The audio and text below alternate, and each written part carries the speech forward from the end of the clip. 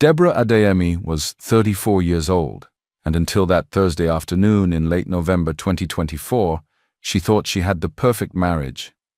She was a secondary school history teacher in Lagos, earning about 8.5 million a year from a well-known private school on the mainland. The pay wasn't big man money, but it was stable. It was enough to help with bills, groceries, small savings, and a life that looked calm from the outside. And for the past 6 years, she had been married to Kelvin Adeyemi, a man she believed she knew better than anyone in the world. That day, Deborah made a decision that would shatter everything she believed about love, loyalty, and the man sleeping next to her every night. She decided to surprise her husband on his business trip to Abuja. Kelvin worked as a senior account manager for Meridian Pharmaceutical Marketing Nigeria, a mid-size firm that specialized in launching prescription drug campaigns and handling medical brand promotions. He had been climbing the corporate ladder fast, traveling often for client meetings, conferences, and strategy sessions. His salary had reached 15 million annually, with performance bonuses that sometimes added another 4 million on top. Deborah had always been proud of his success. Not once did she feel threatened that Kelvin earned almost double what she did. She supported every late night at the office, every weekend workshop, every business trip that took him away from their modest 3-bedroom home in Ogudu, not far from the traffic madness of the express. Their marriage had seemed solid. They had date nights when Kelvin was in town. They talked about having kids someday, maybe in another year or two when his career settled. They had renovated the kitchen together the previous year, spending weekends moving from one shop to another in Lagos. Tiles here, cupboards there, arguing playfully about colors, handles, and whether they needed that expensive cooker or not. Deborah thought they were building something real, something lasting. This particular trip was supposed to be a 3-day pharmaceutical conference at a luxury place called Ocean View Resort somewhere around the high-end side of Abuja, where politicians' children and oil people liked to stay when they didn't want anybody disturbing them. Kelvin had left on Tuesday morning, kissing Deborah goodbye at the door. His designer luggage, one of those company gifts for hitting targets, rolled behind him as he headed to his white BMW 3 Series parked neatly in the compound. He seemed distracted that morning, checking his phone constantly. But Deborah blamed it on work stress. He was pitching a major campaign to a new client, he explained while he sipped tea. The deal could mean a significant promotion to senior director, maybe even crossing into that big money bracket. "This conference can change everything for us, babe," Kelvin had said, adjusting his wristwatch like a man already tasting the future. "Diana thinks I'm ready for the next level." Diana Okoye was Kelvin's direct supervisor. She was a senior vice president who had been with Meridian for 8 years. Deborah had met her twice at company end-of-year parties, a tall, sharp woman in her early 40s who wore expensive suits like armor and spoke with that calm confidence of people who never begged for anything in life. Kelvin had always described Diana as a mentor figure, someone helping him navigate corporate politics and position himself for advancement. Deborah had planned to spend the weekend alone, grading essays on colonial history and the civil rights movement while watching football highlights. It was her comfortable routine: order food, stretch on the couch with her red pen, enjoy the quiet of an empty house. But on Wednesday evening, everything changed. Her mother called with unexpected news. Deborah's aunt, Auntie Helen, her father's elder sister who lived in Ibadan, had sent her a gift. A transfer alert came in, and Deborah blinked twice to be sure she wasn't reading wrongly. 4.6 million. Auntie Helen was 78, old school, disciplined, and the kind of woman who hid money the way some people hide secrets, quietly, carefully, over time. "She wanted you to have something special," Deborah's mother said over the phone. "Maybe you and Kelvin can use it to enjoy small. You know you people don't rest." Deborah stared at her phone, the numbers bright on the screen, and an idea formed instantly. 4.6 million wasn't life-changing money, not with how things were, but it was enough to do something spontaneous. Something romantic.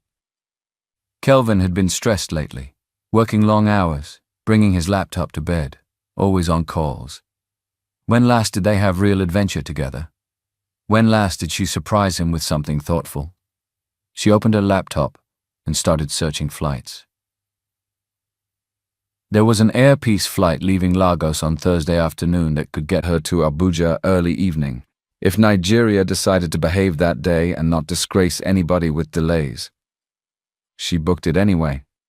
Then she searched for a beachfront-style restaurant. Abuja didn't have beach, obviously, but it had those fancy places by water that pretended they were beaches. She found a highly rated spot Kelvin had once mentioned from Instagram, Azure, a stylish restaurant with soft lights and a rich people menu. Reservation for 2, confirmed. She even ordered flowers to be delivered to herself at the hotel. 24 red roses, Kelvin's favorite type of romantic drama. Deborah told her principal she had a family emergency and needed Thursday afternoon off. She packed an overnight bag with a nice dress, her good sandals, perfume, and one small box of chocolates she knew Kelvin liked. She imagined his face when she knocked on his hotel room door. The surprise, the delight, the spontaneous romance of it all. They would have dinner, walk, reconnect away from the pressure of work and Lagos stress. The flight was smooth enough. Deborah used the journey to mark some scripts and think about her marriage. They had met at a mutual friend's wedding 7 years earlier. Kelvin had been working in entry-level pharmaceutical sales, driving around Lagos and Ogun, visiting hospitals and pharmacies, sweating in traffic with a laptop bag and hope. Deborah had just started teaching then, still idealistic about shaping young minds. They bonded over demanding jobs that didn't pay enough and dreams of traveling to places they couldn't yet afford. Their first date had been simple. Mini golf at a small entertainment spot, followed by cheap food that tasted like happiness because they were young. Kelvin had beaten her by a few points and didn't let her forget it for months. He was competitive, ambitious, driven, qualities Deborah admired because they balanced her calm nature.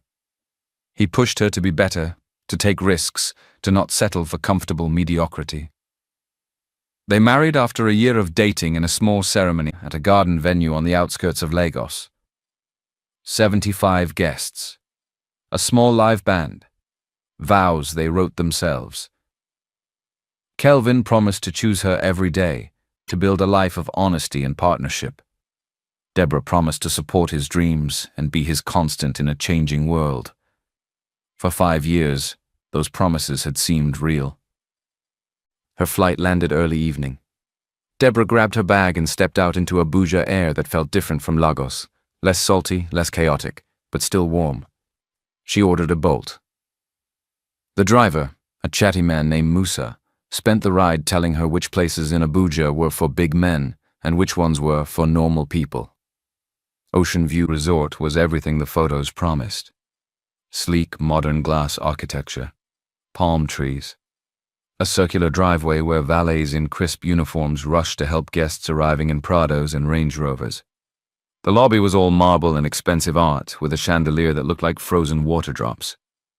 Deborah approached the front desk, suddenly aware of how out of place she felt among business executives in designer suits. The young woman behind the counter, her name tag read Mary, smiled professionally. "Good evening, Ma. Checking in?" "Actually," Deborah said with a small smile, "I'm here to surprise my husband, Kelvin Adeyemi. He's staying here for a conference. Room 847. Mary's fingers moved across the keyboard. Deborah watched Mary's expression shift subtly. Confusion. Then discomfort. Then something like pity. Deborah's stomach tightened. "I see Mr. Adeyemi checked in Tuesday," Mary said carefully. "But Ma, I'm not able to give you a room key. Hotel policy. I'm his wife," Deborah said quickly, pulling out her ID and their wedding photo on her phone. "See, same surname, same address." Mary glanced at the photo, then back at her screen. She bit her lip.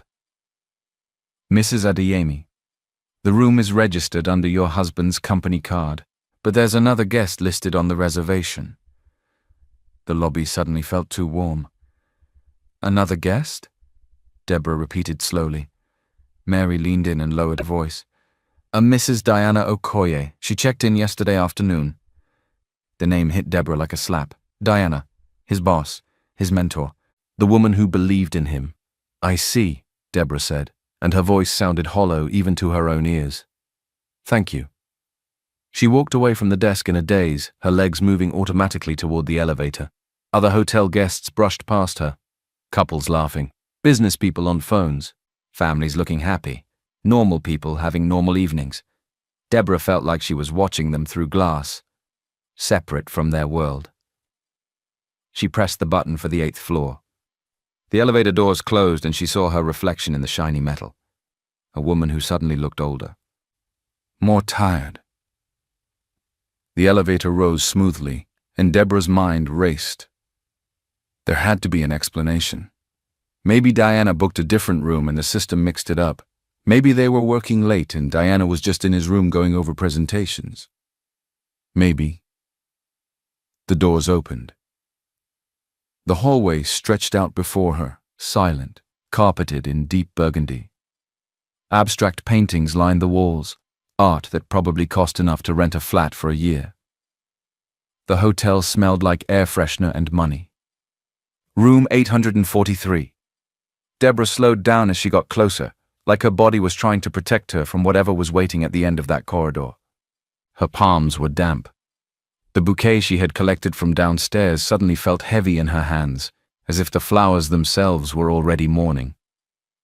She stopped outside room 847. For a second, she just stood there, staring at the door like it could speak. She raised her fist to knock. But she froze when she heard voices through the wood.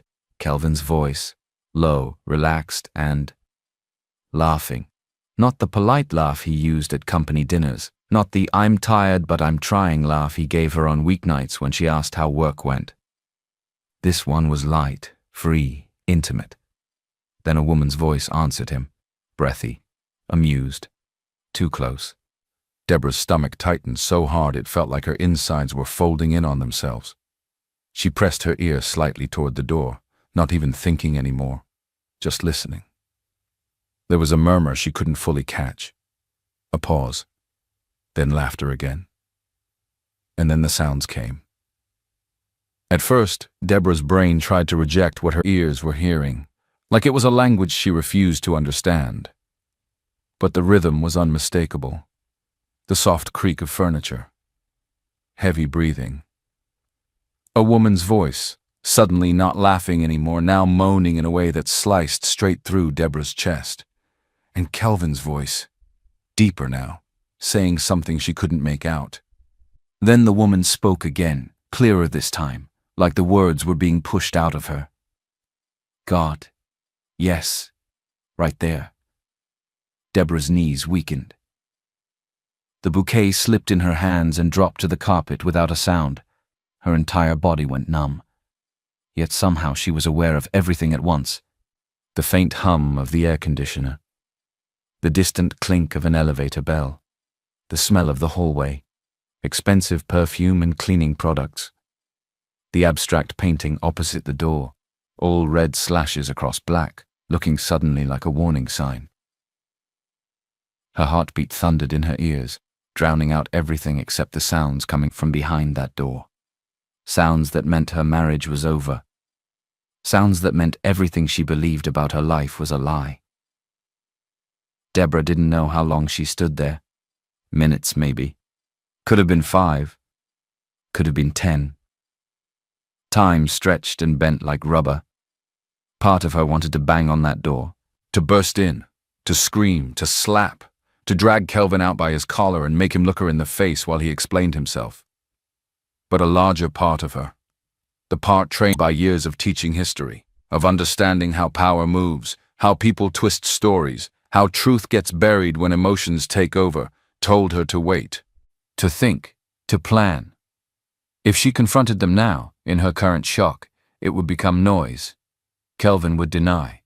He would explain. He would cry. He would turn it around. He would make her look like the jealous wife, the insecure woman who couldn't handle her husband's success. And the woman inside, Diana? She would smile that calm corporate smile and speak like a lawyer. Deborah, you're misunderstanding. Deborah, please don't embarrass yourself. No. Deborah needed leverage. Evidence. Clarity. She needed to understand the full scope of what was happening before she made any move. With trembling hands, she picked up the flowers, held them close to her chest like they were the only thing keeping her from collapsing, and walked back down the hallway. Her steps were slow but steady. Like a woman walking away from an accident scene, refusing to look back because she knows she'll break if she does. She returned to the lobby.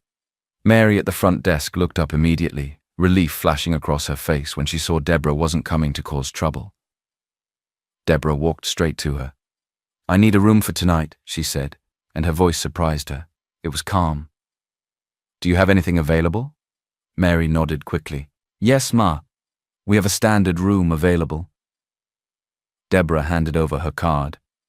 Money that would come from their joint account, she thought bitterly. She collected the key card and went up to her room, several floors away from Kelvin and his betrayal. The room was nice.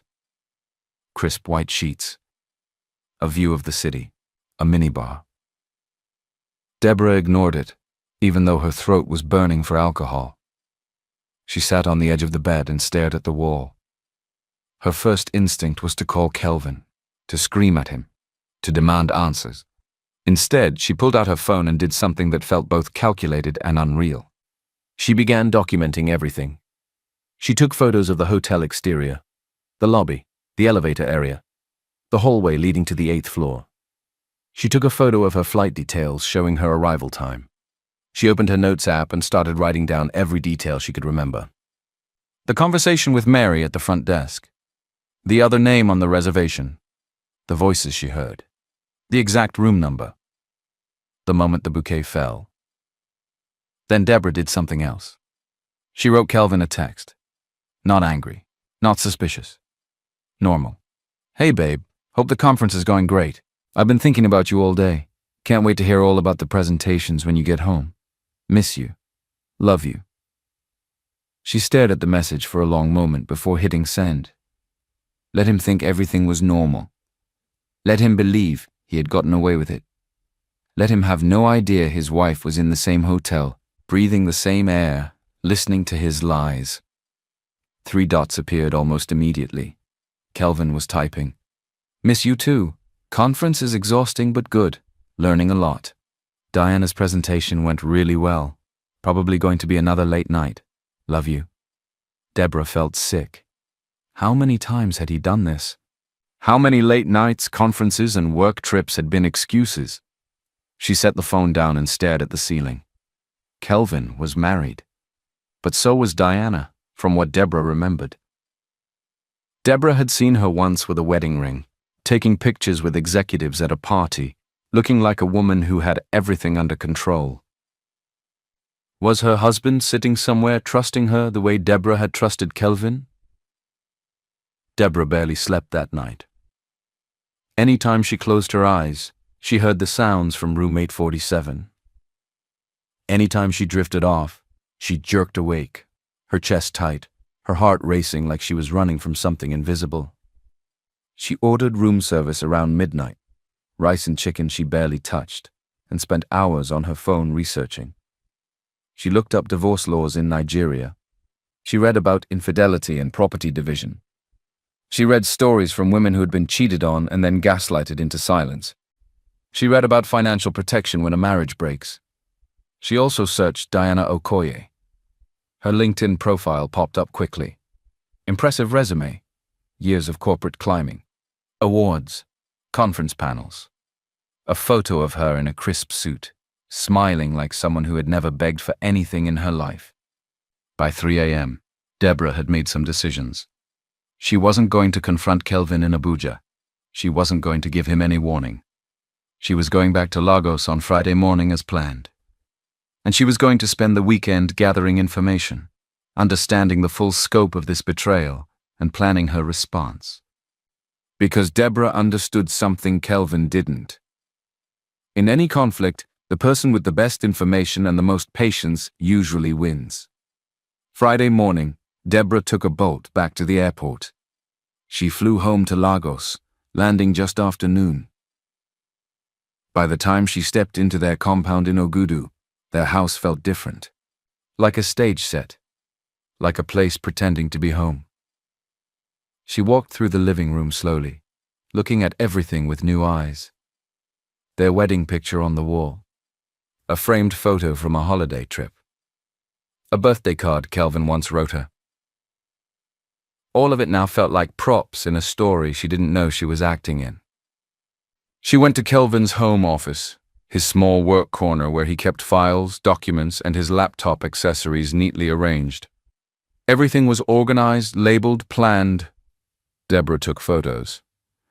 Then she opened drawers carefully, like she was handling evidence at a crime scene. Under some old documents, she found a note on expensive cream-colored paper. Short. Handwritten. She read it once, then again, slower. Last night was incredible. I can't stop thinking about you. I know we have to be careful, but God, I wish I could wake up next to you every morning. D. Deborah's fingers tightened around the paper. The note was dated 4 months ago, so this wasn't new. This wasn't a mistake. This was a life. A secret life. Deborah photographed the note from multiple angles, capturing the handwriting, the date, everything. Then she put it back exactly where she found it. Evidence. She wasn't sure yet what her endgame was, but she was building a case. That Friday afternoon, she went through their joint account transactions. Once her eyes knew what to look for, the pattern jumped out. Charges at restaurants she'd never been to. A florist delivery she never received. Hotel expenses in cities Kelvin had claimed were conference locations. The paper trail was long, extensive. And then she found something else. Kelvin had recently increased his life insurance policy through work. The paperwork was dated 6 weeks earlier. Deborah was listed as beneficiary. For a moment, her mind went somewhere dark. Then she forced herself to breathe. No. She refused to turn into a paranoid person overnight. Kelvin wasn't planning murder. He was just cheating. Still, the discovery left a cold taste in her mouth. By Friday evening, Deborah was exhausted but steady. She needed professional help. She searched her contacts and found James Morrison, not the same James from Kelvin's world, but her old friend. They went to the same university years ago. He had become a private investigator in Port Harcourt, and they still spoke once in a while. Deborah called him. He answered on the second ring. Deborah, long time. You don't finally forget, person, Abby. I need your professional help, Deborah said, cutting straight through small talk. And I need this to stay completely confidential. His tone changed immediately. Okay, what's going on? Deborah explained everything. The surprise trip. The hotel. Room 847. The note. The suspicious trips. When she finished, there was a long silence. Jesus. Deborah, James said quietly. I'm sorry, I don't even know what to say. I need information, Deborah said. I need to know if this is just an affair or if there's more. I need documentation, something that can stand legally. Can you help me? Yes, James said without hesitation. I'll start digging tomorrow. Then he paused. But Deborah, are you sure you want to go down this road? Sometimes knowing more just makes the pain worse. I can't move on until I understand the full truth, Deborah replied. All of it. Okay, James said softly. Give me a week. I'll be thorough. After she hung up, Deborah sat in the quiet living room and let the weight of it hit her properly. Her marriage was over. Whether she filed now or later, whether she exposed Kelvin and Diana publicly or kept it private, the relationship she thought she had was already dead. You can't unhear what you heard outside that hotel door, Deborah cried then. For the first time since Abuja, she cried for the life she thought she had, for the future she imagined, for the trust that had been broken beyond repair. She cried until she felt empty. Then she wiped her face, stood up, and started planning what came next. Because Kelvin and Diana had made a mistake. They underestimated her. They saw a calm history teacher who didn't make noise. Someone who would cry, beg, and accept. They didn't understand that Deborah spent her days teaching strategy, teaching about wars, how they're won, how they're lost, teaching about how patience beats impulse every single time. Deborah Adeyemi was about to apply those lessons to her own life. Saturday morning, Kelvin's flight landed in Lagos in the afternoon. Deborah picked him up from the airport, pulling up to the arrivals curb just as he emerged with his rolling suitcase. He looked good. Too good. His hair was freshly trimmed. He wore a neat blazer over a fitted t-shirt, designer jeans, and shoes that looked like they had never touched dust. He also looked tired, shadows under his eyes that even confidence couldn't hide. "Babe," Kelvin called out, smiling wide like nothing in the world was wrong. He walked to the car and kissed her. And Deborah tasted betrayal on his lips. "Ah, it's good to be home," he said, exhaling like a man returning from battle. "I missed you so much." "Missed you too," Deborah said, her voice steady, as she took his suitcase and lifted it into the boot. "How was your week?" Kelvin asked, sliding into the passenger seat. "Quiet," Deborah replied, starting the engine. "Work. Marking. Nothing serious." Kelvin nodded and immediately checked his phone, scrolling as if his life depended on what was on that screen. In the car, Kelvin spoke animatedly about the conference, keynote speakers, breakout sessions, networking dinners, and how the pharmaceutical marketing space was moving fast. He had details prepared, anecdotes ready. If Deborah hadn't stood outside room 847, she would have believed him. He was a skilled liar. "Oh, and I have good news," Kelvin said, turning to her with a proud grin as they moved into traffic. "Diana told me she thinks I'm ready for that senior director position opening up early next year. It'll be a big salary bump. We can finally start thinking bigger." "Wow," Deborah said, keeping her face neutral. "That's impressive." "She's really been supportive," Kelvin continued, like he couldn't stop himself. "Honestly, I feel lucky. She sees potential in me. She's been mentoring me heavily." Deborah's fingers tightened slightly on the steering wheel. "Yeah," she said softly. "Lucky." They got home. Deborah carried Kelvin's suitcase inside. He headed to the bedroom to unpack while Deborah went to the kitchen and opened the bottle of wine she'd bought earlier in the week, his favorite. She poured 2 glasses. Her hands didn't shake. That evening, they ate dinner together like a normal couple. They watched a show Kelvin liked. He laughed in the right places, stretched his legs on the couch, even rested his head briefly against the back cushion like a man at peace. Then he fell asleep. And Deborah sat there beside him for a long time, her arm around a man who suddenly felt like a stranger. Sunday, Kelvin spent most of the day in his home office catching up on emails and preparing for Monday. Deborah went for a long walk around their area, not to exercise, but to think. The air was warm, the streets were busy, normal people were buying things, laughing, carrying groceries, living normal lives. Deborah's life didn't feel normal anymore. When she returned home, sweaty and exhausted, her phone buzzed with a message from James. "Initial findings are very interesting. A lot more here than just a simple affair. Can we talk Monday evening? I'll have a preliminary report ready." Deborah deleted the message immediately after reading it. She was careful now. Nothing could be left lying around. That Sunday evening, as they prepared dinner together, grilled chicken and salad, the routine of married life, Deborah watched Kelvin carefully. He seemed relaxed, happy even. He hummed while he ate. He told her about a funny meme one of his colleagues sent. He made plans for them to see a movie the following weekend. He felt no guilt, Deborah realized. Or if he did, he had learned to compartmentalize it so well, it didn't affect his day-to-day behavior. He could spend 3 days sleeping with his boss, then come home and act like a faithful husband. The disconnect was frightening. They went to bed and Kelvin curled up next to her like always. "I love you," he murmured sleepily. "I'm glad we have this. Some people have messy relationships and drama. I'm grateful ours is solid." Deborah stared into the darkness. "Me too," she whispered, and wondered if Kelvin could hear how hollow it sounded. She lay awake long after he fell asleep, listening to his breathing, feeling the weight of his body near hers, and remembering how she once found comfort in it. This was her husband. They had stood in front of family and friends and promised faithfulness. Those vows had meant everything to Deborah. Apparently, they meant nothing to Kelvin.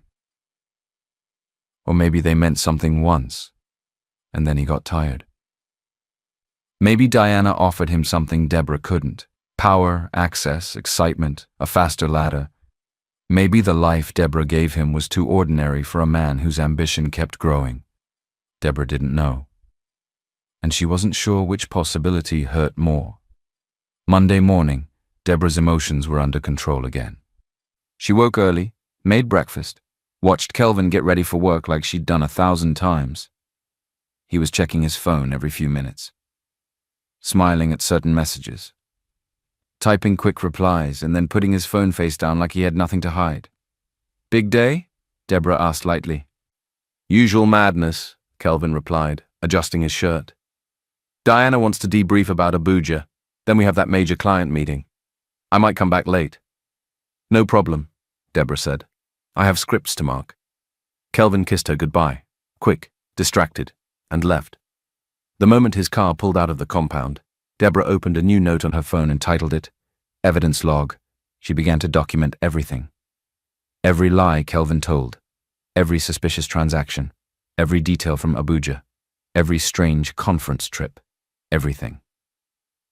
Monday evening, Deborah drove to a quiet cafe on the island, far enough from their area and far enough from Kelvin's office that she wouldn't run into anyone who knew them. James was already there, sitting in a corner booth with a laptop and a manila envelope. He looked tired, like a man who had been digging through dirt all weekend. "Deborah," he said softly as she sat down, "how are you holding up?" "I'm functional," she replied. "Tell me what you found." James opened his laptop. "Diana Okoye," he began. "Age 42, married for 14 years to a man named Tunde Okoye, banking sector, 2 kids, private school, big lifestyle."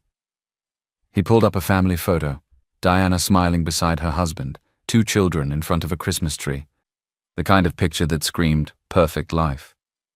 "Diana has been with Meridian for 8 years, James continued. "Climbed from account manager to senior vice president. High performer, big rainmaker, her salary is heavy. Bonuses, benefits, all the corporate sweet stuff." "So she's successful," Deborah said, her voice flat. "Yes," James nodded, "but not untouchable." He leaned in slightly. "Because here's the interesting part. This is not Diana's first affair." Deborah's chest tightened. James clicked again and pulled up another file.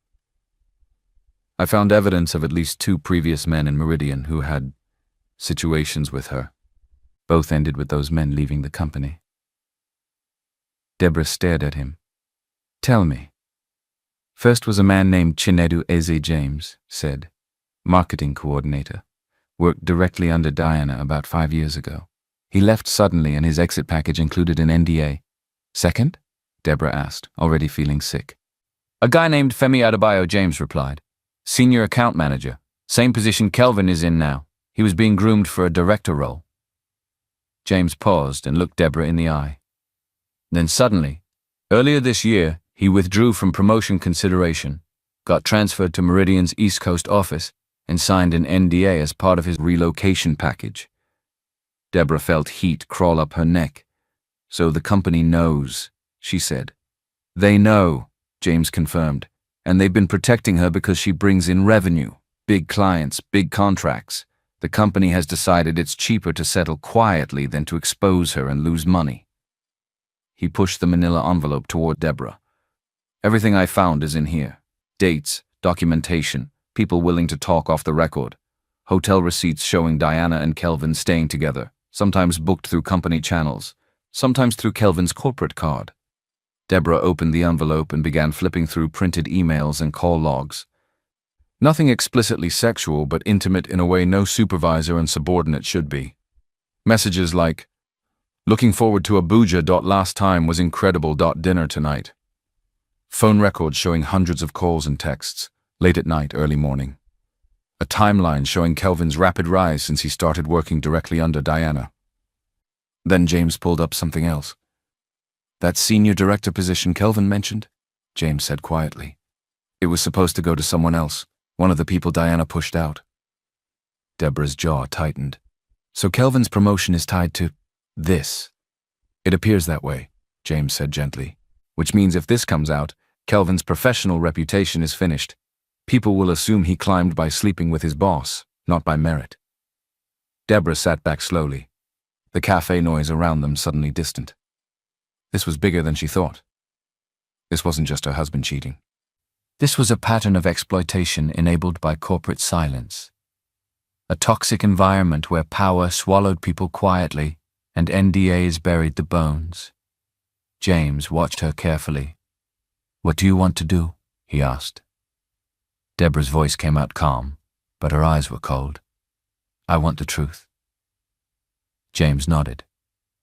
"Okay, but Deborah, you have options, and none of them are easy." He counted them carefully, like a man giving her 3 doors. Option 1 is divorce. Clean, straight. You have evidence of adultery. You can likely get a solid settlement. You can be free in a few months if Kelvin doesn't fight. "That feels like he gets off easy," Deborah said. James nodded again. "Option 2 is expose Diana and Kelvin. Tell her husband, trigger an internal investigation, blow everything up. But that's nuclear. It'll be messy and public and it might hit you too." Deborah didn't blink. "What's option 3? James's mouth lifted slightly, like he already suspected she'd ask. "Strategic approach," he said. "The patient one. The one where you gather evidence, coordinate carefully, and strike at the exact moment when they're most vulnerable." Deborah's mind flashed to her history lessons. Wars weren't won by shouting. They were won by timing, by intelligence, by leverage. "I want option 3, she said. James nodded. "I thought you might." Then his expression became serious. "One more thing, Deborah. You need to get tested." The words landed like another slap. She hadn't even thought of that. Not just emotional betrayal, but health risk. Exposure without consent. Deborah swallowed hard. "Okay," she said quietly. "I'll do it." They spent the next hour mapping out strategy. James would continue gathering evidence and discreetly reach out to the other men who left Meridian, letting them know they weren't alone. Deborah would consult with a divorce lawyer to understand her legal options and begin preparing papers, but she wouldn't file immediately. Instead, she would continue playing the role of the trusting wife while building her case quietly. As Deborah stood to leave, James touched the envelope lightly. "Deborah," he said, "once you pull the trigger on this, there's no going back." "I know," she replied. And she meant it. She left the cafe and drove straight to a clinic. The testing process was quick but humiliating, sitting in a sterile room while a nurse asked questions she never thought she'd have to answer as a married woman. The nurse was kind, professional. "Results will be ready soon," she said. "Try not to worry too much." Deborah nodded, but her throat burned. This was what betrayal looked like.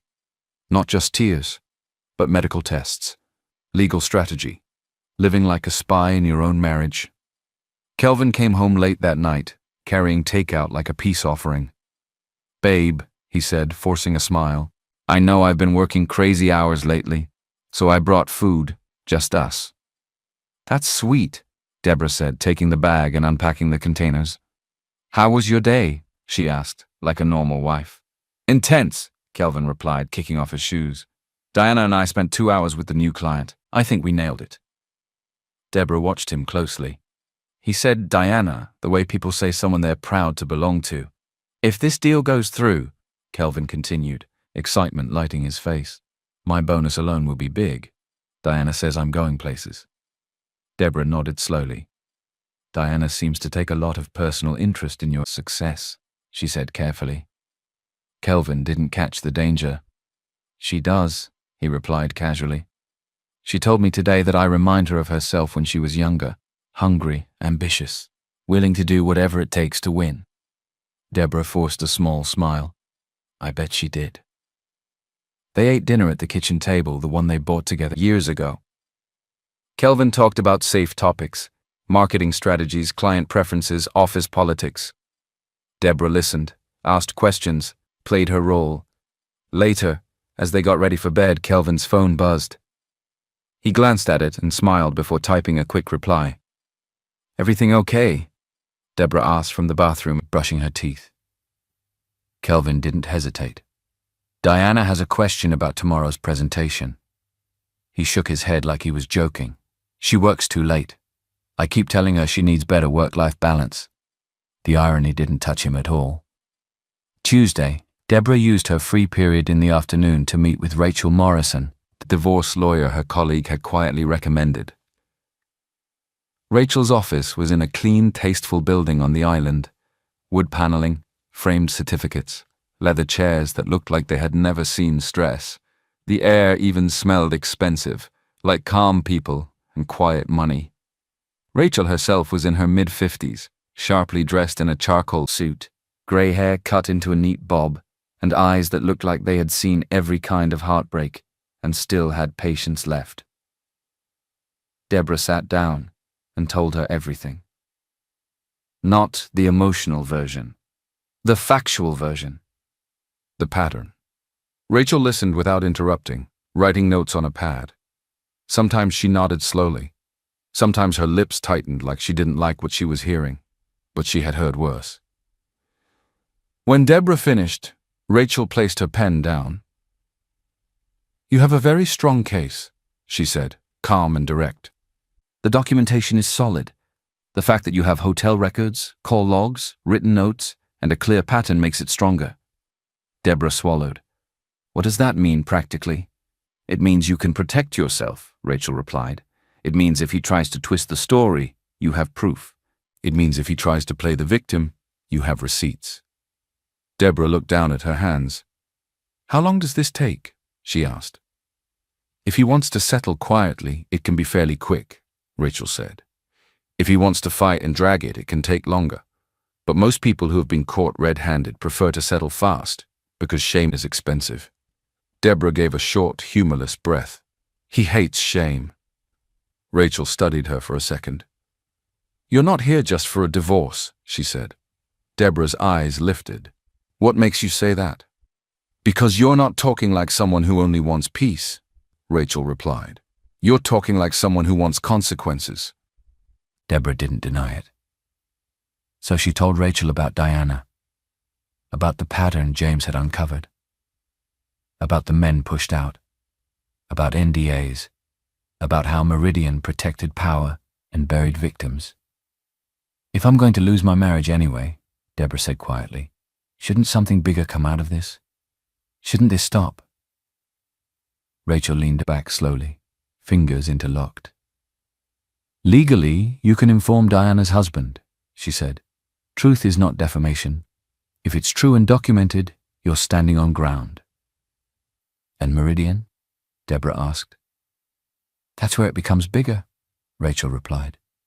"You're not an employee, so you can't sue for workplace harassment yourself. But the victims can, if the men Diana pushed out are willing to come forward, and if Meridian knowingly enabled it, then yes, it can become serious." Deborah's face stayed still. "But," Rachel didn't sugarcoat it, "but that path is messy," she said. "It can be public, it can be draining, it can take time, it will also touch you. You will be in the middle of a scandal whether you like it or not." Deborah stared at the desk for a moment, thinking. Then she asked softly, "What would you do if you were me?" Rachel's mouth lifted slightly, not in a smile, more like respect. "I would ask myself what I truly want," she said. "Do you want revenge to make them suffer? Or justice so this doesn't happen again? Both feelings are valid, but only one of them will still leave you whole when everything is over." Deborah nodded slowly. "What if it can be both?" she asked. Rachel held her gaze. "Then you need timing," she said. "Coordination. And you must be absolutely certain. Once you strike, there's no reversing it. People's lives will break." Deborah didn't blink. "I'm certain," she said. Rachel nodded once. "Okay. Then we plan. They spent the next hour mapping out strategy. Rachel would prepare divorce papers, but they would hold them until Deborah gave the go-ahead. Rachel would also quietly reach out to the men who had left Meridian, the ones tied to Diana's pattern, to see who was willing to speak and what documentation they had. Before Deborah left, Rachel added one more thing, gently but firmly. Deborah, I know he hurt you terribly, but the situation has layers. Diana is his supervisor. There is a power imbalance. He might not see himself as a victim, but power dynamics matter. Deborah nodded, even though her stomach tightened. Yes, Diana had power. But Kelvin still made daily choices. He still came home and lied. Still kissed Deborah with the same mouth he used elsewhere. Still planned his future with her like she was a fool. Those were choices, not accidents. Rachel gave her a quiet look. Just keep your head. Don't let anger make you reckless. Deborah stood up. Anger is not leading this, she said. And that was the truth. Strategy was. That night, Deborah came home and acted normal. Kelvin acted normal too. He ate, talked, laughed. And Deborah watched him the way you watch someone whose mask you've finally seen through. Wednesday evening, Deborah was marking papers in the living room when her phone buzzed. An email from James. The subject line was short. Urgent, you need to see this. Deborah's heart didn't race anymore. It just sank, like her body already knew what was coming. She opened it. Screenshots. Messages between Kelvin and Diana from earlier that day. Deborah read them once, then again, slower. Because some messages don't just hurt, they change who you are. Diana. Tunde asked about Abuja. He's acting suspicious. Kelvin. What did you tell him? Diana. Conference meetings, dinners, networking. He didn't fully buy it. Kelvin. We need to be careful. Diana. Maybe we should cool things off for a while. This is getting complicated. Kelvin.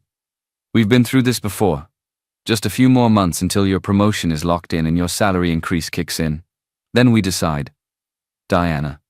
Do you really think you'll leave, Deborah? You've been saying it for months. Kelvin. I promise. By this time next year, we'll be together for real. No more hiding. We file around the same time. People will think we're just moving on from dead marriages. Diana. I can't keep lying to Tunde forever. He's a good man. He doesn't deserve this. Kelvin. Then end it. Tell him you want a divorce. You don't need to mention us. Diana. I can't. Not yet. He'll ask too many questions. And you know Deborah. She's analytical. She'll figure it out. Kelvin. Besides, if I file now, we split everything. Maybe worse. Diana. Better to wait until after the promotion, after I move some money around. Then I'll have more leverage. Kelvin. Smart. That's my man. Diana. I learned from the best. Kelvin. What time should I tell Deborah I'll be home tonight? Diana. Late. I booked us a room at the Intercontinental, room 1247. I'll be there by 7. Kelvin. Bring that black dress I like. Diana. You're terrible. Kelvin.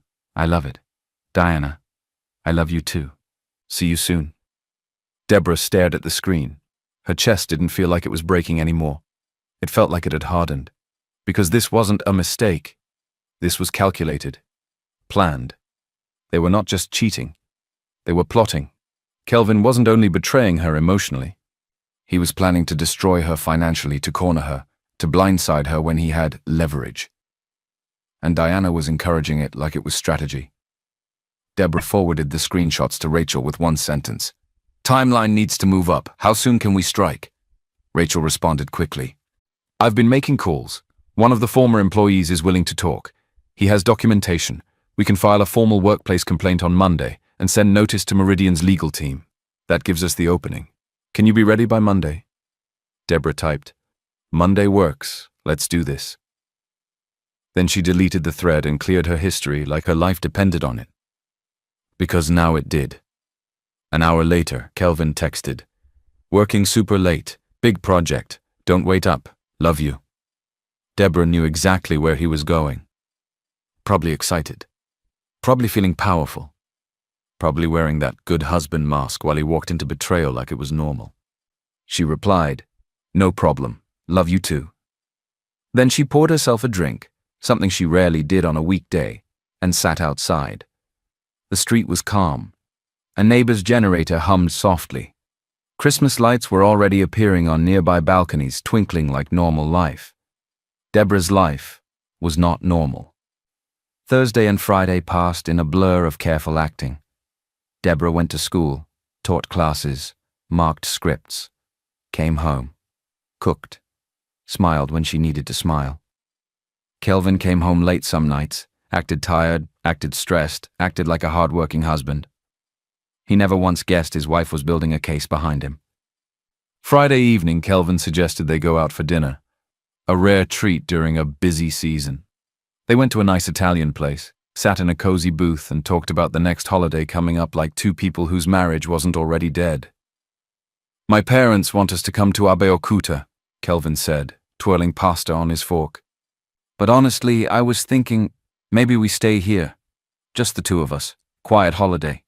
We've been busy." "That sounds perfect," Deborah said, thinking about how by holidays their home would probably be empty and lawyers would be calling. Then Kelvin reached across the table and held her hand.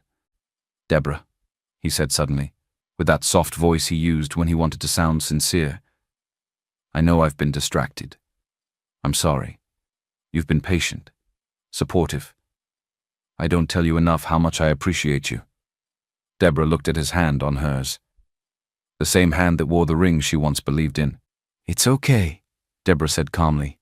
"Things will calm down." Kelvin smiled like he believed himself. "They will. After all this, we can focus on us again. Maybe plan that vacation we've been talking about. Just you and me reconnecting." "I'd like that," Deborah lied easily now. After dinner, Kelvin insisted on taking a selfie. "We never take pictures anymore," he said, lifting his phone. Deborah forced a smile. He posted it immediately with a caption like a performance. "Date night with my favorite person. So lucky." Later, Deborah would look at that photo and marvel at how convincing lies could look. Saturday, Rachel texted Deborah one simple message. "Everything is in place. Are you ready?" Deborah looked at Kelvin in the home office, laughing quietly on a work call, Diana's name slipping out like it was normal. Deborah thought about room 847, about the note, about the messages planning her financial ruin, about 6 years of love being treated like something disposable. She typed back, "I'm ready." Monday morning. The dominoes were set. And in just over 48 hours, Kelvin and Diana would learn the most dangerous mistake you can make is underestimating someone who has nothing left to lose. Monday morning came with that strange kind of heat that feels wrong for December. Deborah woke up before her alarm, eyes already open, body already awake like it had been running all night. This was the day. After weeks of quiet planning, evidence gathering, pretending, swallowing pain like medicine, everything was finally lined up. Kelvin was still asleep beside her, face calm, breathing steady, like a man whose life was not about to explode. Deborah looked at him and felt nothing. Not love. Not rage. Just a cold, clear certainty. She slipped out of bed quietly and went downstairs to make coffee. The house was still dark. Quiet. Only the hum of the fridge and the faint sound of an early morning bus in the distance. Deborah stood at the kitchen window, watching the sky lighten, and reviewed the timeline in her head one more time. Her phone buzzed. First message. Rachel. "The workplace petition is being filed this morning. Meridian's legal team will receive notice. We have our opening." Another buzz. James. "Tunde responded to your message. He wants to meet today. He sounds devastated but ready." Then Rachel again, right after. "Divorce papers are ready. Kelvin will be served at his office at mid-morning. Maximum professional embarrassment. I've also sent our full evidence package to Meridian's board, their general counsel, and head of HR. They'll have it this morning." Deborah took a slow breath. The machine was moving now. No turning back. She typed short replies confirming everything, then put the phone face down like she didn't want to see the future coming. Kelvin came downstairs a little later, already dressed for work in a sharp office outfit, looking clean and confident, like a man who believed he was still in control. He poured coffee and immediately checked his phone. His eyebrows pulled together. Weird message from one ex-staff, Kelvin said, scrolling. Some workplace complaint nonsense. Diana forwarded something to leadership. Everybody is asking questions. Deborah kept her voice casual. What kind of complaint? Kelvin shrugged like it was annoying. Hostile work environment? Manipulation. People always want to blame someone when they can't handle pressure. He shook his head with a small laugh. Some people are just bitter. Deborah nodded slowly. In a few hours, she thought, you'll understand what bitter really means. Kelvin kissed her cheek and grabbed his keys. I might be late again, he said. Diana wants to do damage control and we have that client meeting. Okay, Deborah replied. Have a good day. Kelvin walked out like it was a normal Monday. The moment his car left the compound, Deborah executed phase 1. She didn't rush. She didn't shake. She simply moved like someone who had already cried all her tears in private. She sent the first message to Tunde. A straight, clean message, no drama. Sir, I'm Deborah. Your wife Diana has been having an affair with my husband Kelvin for months. I discovered it when I surprised him on a work trip and heard them together in his hotel room. I have documentation, hotel receipts, call logs, messages. I'm sorry. Then the second message went through Rachel's office to Meridian's leadership. We represent Deborah, spouse of Kelvin, an employee of Meridian. We are in possession of documented evidence of abuse of power, inappropriate supervisor-subordinate relationships, misuse of company funds, and a repeated pattern of cover-ups using NDAs. We are coordinating with affected parties and will take further action if this is not addressed immediately. Then a third message went to journalists James had identified, people who actually published serious stories. Deborah didn't hide behind anonymous. She didn't write like a gossip blog. She wrote like someone who came with evidence. I have documentation of systematic misconduct inside Meridian involving a senior executive and multiple employees over several years, including cover-ups. If you're interested in investigating, I'm willing to speak and provide proof. Then Deborah went to school. She walked into a classroom and taught like a normal teacher. Her students had no idea their teacher was calmly orchestrating the biggest storm of her life. She taught a lesson on power, how people abuse it, how systems protect it, how silence keeps it alive. And as her students argued back and forth, Deborah listened like someone who had just learned the same lesson in her own bed. During her break period, her phone rang. Tunde. Deborah stepped into an empty corridor to take it. Hello, she said. Is this Deborah? Tunde asked. His voice was tight, controlled, like he was holding himself together with force. Yes. There was a pause, like he was deciding if he wanted to hear the truth again. I saw your message, he said. I need to know this is real. I need to know you're not lying to destroy my family. Deborah closed her eyes for a second. I wish I was lying, she said softly. But it's real. I heard them myself. I have messages.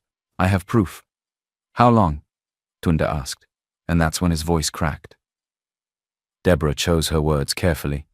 From what we've gathered, months, possibly longer. Tunde inhaled shakily. We have kids, he said quietly. I trusted her. I never questioned anything. Every late meeting, every trip, I believed. Deborah's chest tightened because that pain sounded too familiar. I know, Deborah said. I trusted my husband too. Silence. Then Tunde's voice hardened. What happens now? That depends on you, Deborah replied. But if you're willing, we can coordinate. This isn't only about your marriage and mine. There's a pattern. People have been pushed out. NDAs have been used to bury it. Tunde went quiet again. Deborah could almost hear him sitting somewhere, staring at a wall, seeing his life in pieces. Then he spoke, and his tone was no longer shaky. Okay, he said. Let's do it. They're going to face consequences. Deborah returned to class, and for the rest of the morning, she taught like someone whose heart had become steel. Then her phone started exploding. She didn't check immediately. She finished her lesson. She dismissed her students. Only then did she look. First message from Rachel, a photo. Kelvin had been served. Right there at Meridian's office, in front of colleagues, in front of people who greeted him every morning and laughed with him in meetings. The papers were in his hand. The shock was on his face. Deborah stared at the photo for a long moment. Not with joy. With a strange, quiet relief. Then James sent updates. Meridian's board called an emergency meeting. Diana has been placed on administrative leave pending investigation. Tunde has already contacted a lawyer. A reporter is publishing the preliminary story today. Deborah's heart stayed calm, but her stomach felt like it was full of stones. Then the calls started. Kelvin called once, twice, then back to back like panic was chasing him. Deborah let it ring. At lunch, she listened to the voicemails. First voicemail, angry and loud. Deborah, what is this rubbish? Divorce papers were brought to me in the office, in front of people. Do you know how humiliating that was? Call me back now. Second voicemail, softer, trying to sound reasonable. Deborah, please. We need to talk. I don't even understand what's happening. If you're upset, we should discuss it like adults, not this public nonsense. Third voicemail, worry creeping in. Is this some kind of prank? Did someone hack something? Please call me. I'm starting to get scared. Fourth voicemail, now panicked. Diana has been suspended. HR is dragging her into meetings. She's not answering her phone. Deborah, did you do this? Fifth voicemail, his voice shaking. Okay, I know you know, I don't know how, but please, let's talk. I can explain. Sixth voicemail, full begging. I'm sorry. I'm so sorry. We can fix this. It was a mistake. Please don't throw away our marriage. We can do counseling. Please just talk to me. Seventh voicemail. He was crying. Deborah, please. I'm begging you. Don't do this. Don't destroy everything. I love you. Deborah saved every voicemail. Evidence. Then she called him back. He picked on the first ring like he had been holding his phone with both hands. Deborah. I know about Diana, Deborah said calmly, cutting through whatever lie he had prepared. I know about the hotel. I know about all of it. Silence. Then Kelvin's voice, small and broken. How? I was there, Deborah said. I surprised you on that trip. I stood outside your door. I heard everything. Kelvin's breathing turned fast. Deborah, it's simple, Deborah interrupted. Her voice didn't rise. That was what made it scary. You cheated on me. You lied every day. And you were planning to move money around and blindside me when you had leverage. I saw the messages. Then Kelvin did exactly what guilty people do. He tried to switch the crime. You went through my phone, he snapped, anger flashing through his panic. Deborah gave a short, cold breath. I hired a private investigator, she said. Everything is documented. Everything is real. Kelvin's voice started shaking again. You're trying to destroy me, he said. My career, my name. I'm holding you accountable, Deborah corrected. You and Diana made choices. Those choices have consequences. Please, Kelvin whispered. We can fix this. I'll end it. I swear we can save this marriage. Deborah's eyes stung, not because she was about to forgive him, but because of how easy it was for him to beg now, after planning her ruin. No, she said quietly. We can't. Kelvin's voice cracked. So that's it? After all these years? Deborah's tone stayed steady. I'm not the one who threw it away, she said. You did, the first time you slept with her. Kelvin made a broken sound like he wanted to scream. Deborah ended the call before she could hear him fall apart any further. Because she knew what was next. The news would start spreading. Meridian would start panicking. Diana would start calling. And Kelvin would finally understand what it means to lose control. That afternoon, Deborah met Rachel and Krista Price at a quiet coffee spot on the island. Krista was the kind of journalist who didn't look flashy, but everything about her screamed serious work. Smart eyes, calm voice, and the kind of focus that made you feel like lying in her presence would physically injure you. She spread the printed documents on the table, hotel receipts, call logs, screenshots, timelines, then looked up at Deborah. This is not just an affair, Krista said. This is a pattern, abuse of power, cover-ups, people pushed out quietly. If this evidence checks out, this becomes a major story. Rachel nodded. We already have at least one former employee willing to speak, Another is reconsidering their silence because they finally realize they weren't the only one. Krista tapped the papers lightly. "I need to understand your motivation," she said to Deborah. "Are you doing this to hurt your husband and his boss? Or do you genuinely believe there's a bigger problem here?" Deborah met her gaze without flinching. "Both," she said. "I won't pretend I'm not angry, but what I found is bigger than my pain. If nobody speaks, it continues. Another person gets trapped. Another marriage gets destroyed. Another worker gets pushed out and told to keep quiet." Krista watched her for a second, then nodded. "Can I quote you?" she asked. "Yes," Deborah said. "Use my name. I'm not hiding." They talked for over an hour. Krista asked sharp questions. Timelines, locations, who knew what, who received complaints, why Meridian kept protecting Diana. Rachel answered the legal angles carefully. Deborah answered the personal angles plainly. When the meeting ended, Krista gathered her things. "I need a little time to verify and request an official comment from Meridian," she said. "But assuming everything matches, and it's already looking very solid, I'll publish an expanded piece soon." Deborah left the meeting feeling both exhausted and strangely light. She had pulled the trigger. Now she just had to watch the fallout. The rest of Monday turned into noise. Tunde called Deborah again later that day. His voice had changed. Less shock, more steel. "I've spoken to my lawyer," he said. "I'm not protecting her. I'm protecting my children. But she's not walking away like nothing happened." Deborah understood that. Completely. James sent photos from Meridian's office area. Security walking people into meetings, staff gathered in clusters whispering, an internal memo already circulating about professional conduct and independent investigations. Kelvin sent messages back to back. Deborah replied with only one line. "Have your lawyer contact mine. Don't come to the house." Tuesday morning, Deborah woke up to an email from Diana. The subject line was bold and dramatic, like she was still trying to control the narrative. "We need to talk woman to woman." Deborah opened it once. It was long, desperate, and insulting in a polite wrapper. Diana claimed the relationship was mutual, that Kelvin pursued her too, that Deborah was vindictive, that Deborah was hurting innocent people, that Deborah should handle it privately like a mature adult. Then Diana tried to bargain. She offered to stay away from Kelvin, to recommend him for a transfer, to help him keep his job, to avoid scandal, as if she was offering Deborah a favor after setting her life on fire. Deborah read it twice, then deleted it without replying, because Diana wasn't sorry. She was scared. Wednesday, the second story hit. More people came forward. The piece was bigger now. Multiple accounts, similar patterns. Mentorship turned inappropriate, pressure to keep things quiet, promotions dangled, careers damaged, exits wrapped in silence. Meridian released a short statement. "Professional. Cold.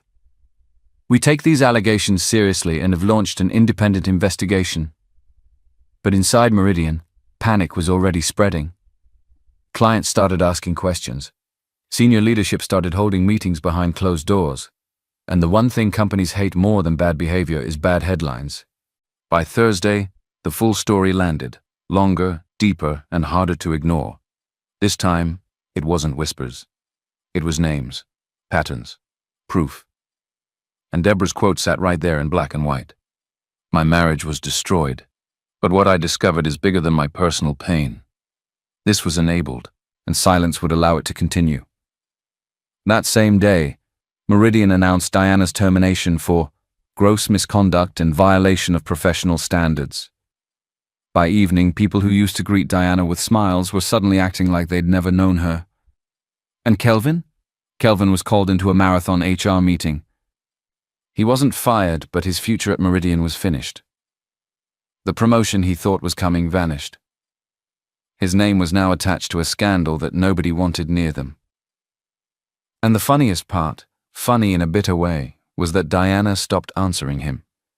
The woman who had been calling him my man, who had promised him real life next year, suddenly became unreachable. Friday afternoon, Rachel called Deborah with news. "Kelvin's lawyer wants to settle quickly," she said. "He's offering generous terms because he wants this done quietly." Deborah sat down slowly. "What's the condition?" she asked, already knowing. "They want you to sign an NDA," Rachel said. They want you to agree not to speak publicly again about the affair or the circumstances. Deborah laughed once, short and humorless. No, she said immediately. I'm not signing any silence. Rachel sounded pleased, like she'd expected it. I told them you'd refuse, she said. So they revised it. Same terms, no NDA. They just want this over. Deborah's jaw tightened. Good, she said, then paused. And my counter? Rachel's voice sharpened. Business mode. The counter we discussed. You keep the house, he moves out, support payments for a set period, he covers legal fees, and there's a clause that if he tries to smear you publicly, he loses certain protections in the agreement. And? Rachel exhaled. They accepted. Deborah closed her eyes. Not in celebration, in relief. Because after betrayal, relief is sometimes the first emotion that feels safe. 2 weeks later, on a cold Saturday morning close to Christmas, Deborah sat in her living room surrounded by half-packed boxes. Not her boxes, Kelvin's. He had come to take his things. Clothes, books, gadgets, the furniture he insisted was his. The house was starting to look bare. But Deborah didn't mind. Every empty space felt like air returning to a room that had been suffocating. Kelvin asked to speak to her one last time before he left fully. When he arrived, Deborah almost didn't recognize him. He looked thinner. His eyes had deep shadows. His confidence was gone, like someone had drained it out of him and left the body. Thank you for letting me come, Kelvin said quietly, standing awkwardly in what used to be their shared space. The agreement says you can take your things, Deborah replied. I'm not here to fight over chairs. Kelvin swallowed. That's not why I'm here. He rubbed his hands together like he was cold, even though the room wasn't. I'm sorry, he said. Properly sorry. Not sorry I got caught. Sorry for the lies, the cheating, the planning, everything. Deborah didn't respond immediately. She waited. Because she had heard enough words to last a lifetime. Kelvin's eyes filled with tears. I've been trying to understand how I became that person, he said. It started small, attention, favor, feeling important. Then it grew until I couldn't stop without exposing myself. Deborah's voice was calm. You had a choice at every step. I know, Kelvin whispered. I made terrible choices. He looked down. The worst part is, you were right about Diana. She dropped me the second things became serious. She's acting like I'm the problem, like I chased her, like I forced her. She's throwing me under the bus to save herself. Deborah felt something unexpected, pity. Not the soft pity of love.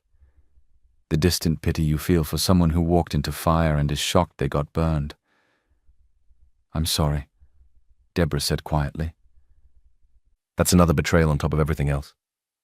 Kelvin shook his head. I don't deserve your sympathy. Deborah nodded. You don't. A long silence sat between them. Then Kelvin whispered, Was any of it real? Did you ever feel happy with me? Deborah stared at him, and for the first time her voice carried real emotion. It was real for me, she said. That's why this hurt. Kelvin's shoulders trembled. Deborah took a slow breath. I forgive you, she said finally. Not because you earned it, but because I don't want to carry you inside me anymore. Kelvin looked up sharply. But we're not getting back together. Deborah continued, steady. That chapter is closed, completely. Kelvin nodded like he already knew. I know, he whispered. I just wanted you to know I understand what I destroyed. Deborah stood and walked to the window as Kelvin looked around the room. The places where their photos used to be, the couch where they had laughed, the corner where they once planned a future. Goodbye, Deborah, Kelvin said. Goodbye, she replied. She watched him load the last box into his car. Then he drove away. And for the first time in a long time, Deborah felt the house become quiet in a way that didn't feel lonely. It felt peaceful. Over the next few months, Deborah rebuilt her life the way people rebuild after a fire. Not with excitement, with patience, with small stubborn choices. She kept the house, but she changed it. because she didn't want to live inside old memories like a museum. She repainted the bedroom a color Kelvin would have complained about. She bought new curtains. She moved the furniture around until the sitting room stopped looking like their home and started looking like hers. The room that used to be Kelvin's work corner became a quiet reading space. Deborah put a small shelf there, stacked it with books she actually liked, and added a lamp that gave warm light that didn't remind her of late nights and lies. She also threw away a few things without guilt. A couple of framed photos. A souvenir Kelvin brought back from one of those work trips. Even the bedsheet set Kelvin insisted was special. Deborah didn't need reminders. She needed peace. She started going to the gym again, not for revenge body nonsense, but because she needed her mind to breathe. Some days she ran until her lungs burned, and she didn't know if she was running away from pain or running toward healing. Maybe both. She took up a small hobby too, painting. Nothing fancy, just simple landscapes. At first it was messy, but something about putting color on paper helped her release what words couldn't carry. Slowly, she felt her body stop being on alert all the time. Slowly, sleep stopped feeling like a battle. Kelvin's life, however, didn't rebuild. It unraveled. First, Meridian quietly reassigned him to a low-visibility role. No more big meetings, no more client-facing work, no more future leader talk. He became someone they kept around only because firing him instantly would raise questions they didn't want to answer. He was a walking headline. His colleagues avoided him the way people avoid trouble they can't explain. And then the final blow came. Kelvin realized Diana wasn't coming back. She didn't call. She didn't text. She didn't check on him. She didn't even apologize. Her lawyer released a statement through Meridian's internal investigation that painted her as a professional targeted by jealous spouses and false narratives. She went from "I love you" to "I don't know him," like flipping a switch. Kelvin tried to call her anyway. She blocked him. Just like that. And Deborah found out through someone else, because when scandal hits, everyone becomes a messenger. "Guy, that woman don't deny him completely," one of Deborah's old mutuals said on the phone, half whispering like it was gist, half shocked like it was tragedy. Deborah didn't laugh. She just exhaled, because the truth was simple. Diana wasn't loyal to Kelvin.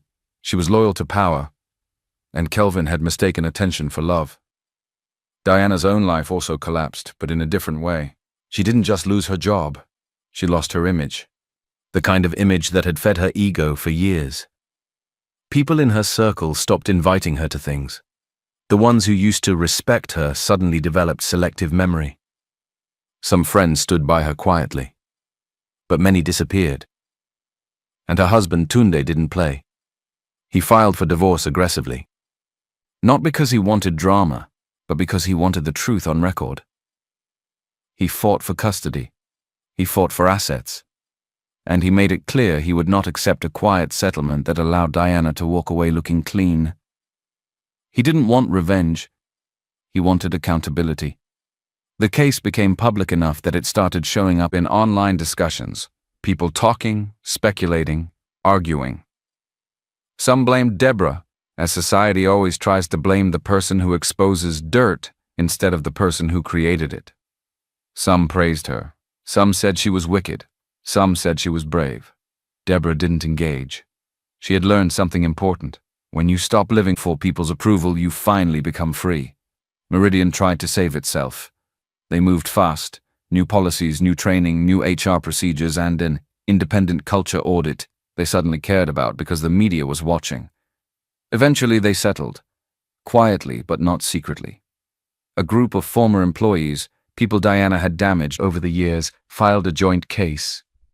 Meridian paid to end it, because companies prefer writing checks over admitting guilt on record. But even with money, Meridian still couldn't buy back trust. It took time. It took real change. It took new leadership, and even then the stain remained. Deborah's divorce finalized, and the day it did, she didn't celebrate with champagne.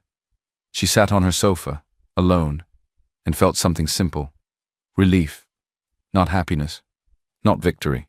Just relief.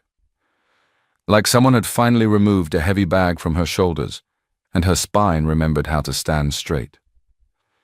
6 months later, Deborah was on her back balcony one evening, marking scripts and sipping a glass of wine. The air was warm, quiet, a calm night that didn't ask her to fight.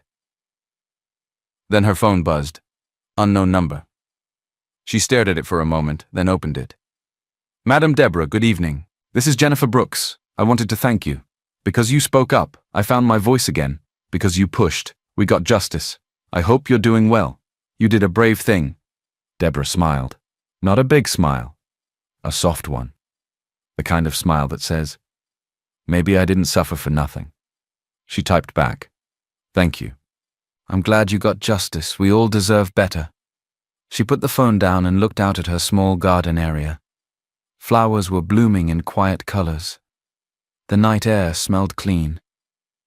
And in that moment, Deborah thought about that day, the day she stood outside the hotel door, hearing her marriage die on the other side. That moment had been a crossroads. She could have burst in and screamed. She could have reacted with rage and humiliation and chaos. She could have spiraled. Instead, she chose strategy. She chose evidence. She chose timing. She chose to protect herself and stop a pattern that would have continued. And through that choice, she didn't just reclaim her life. She helped pull other people out of silence too. That didn't erase the pain. Nothing erases that kind of pain, but it gave it meaning. Deborah learned something she would never forget. Betrayal will test your character. It will tempt you to become ugly, reckless, cruel. But the way you respond is what defines you. You can let it destroy you, or you can let it refine you. Deborah chose refinement, not because she was perfect, but because she refused to let betrayal turn her into someone she couldn't respect. And that was the real victory. Not that Kelvin and Diana suffered consequences, but that Deborah survived it, stood tall through it, and came out on the other side with her dignity intact. Because sometimes the best revenge isn't revenge. It's accountability. It's healing. It's moving forward with your head up, knowing you did the right thing, even when it was hard. And as Deborah sat there on that quiet evening, single but not broken, she understood something clearly. She had lost a marriage, but she had gained herself.